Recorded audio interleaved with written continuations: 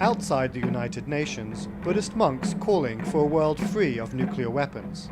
But the world's attention was drawn across the street on Monday to the war of words going on inside the UN, where the president of Iran, Mahmoud Ahmadinejad, accused the United States and other nuclear powers of threatening nations that want to develop peaceful nuclear technology.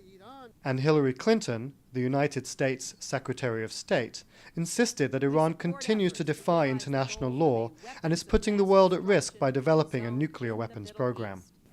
But even before Iran and the US had their say, Ban Ki-moon, the United Nations Secretary General, used uncharacteristically blunt language, openly stating that Iran needs to cooperate with the International Atomic Energy Agency. I call on Iran to fully comply with the Security Council resolutions and fully cooperate with the IAEA. I encourage Iran to accept the nuclear fuel supply proposal put forward by the agency. This would be an important confidence-building measure. And I encourage the President of Iran to engage constructively. Let us be clear.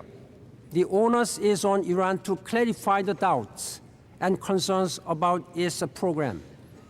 President Ahmadinejad responded to the UN chief, insisting that his country had accepted a confidence-building nuclear fuel exchange deal offered by the Security Council last October.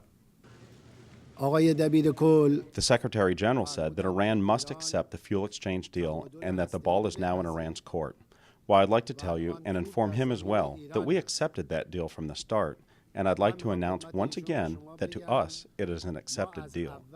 Ahmadinejad's speech prompted a walkout of delegates from the United States, France, and the United Kingdom.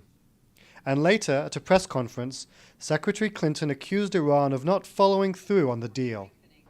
Iran has a history of making confusing, contradictory, and inaccurate statements designed to convey the impression that it has adopted a flexible attitude toward the proposal. But we have seen no indication that Iran is willing to accept the IAEA's October proposal or any variant of that proposal that would achieve the confidence-building goals that were intended. Secretary Clinton and President Ahmadinejad were speaking on the first day of the United Nations Non-Proliferation Treaty Conference. The month-long series of meetings are meant to strengthen the 40-year-old treaty, established to halt the spread of nuclear weapons. President Ahmadinejad is the only head of state to address the Non-Proliferation Treaty Conference. So what kind of message was he trying to send by traveling from Iran to the United Nations in New York? David Andelman is the editor of World Policy Journal. He has a line, and he is the top peddler of this line. It's a line that has been carried out for several years now from the top Iranian leadership. And that line is very simple. We want a nuclear fuel cycle, but for peaceful purposes. And that is the message that they need to get across. And they want to get it across in wide forums that have a wide audience. And obviously with 189 nations involved in this conference at the UN, this is as broad an audience as he's ever going to get.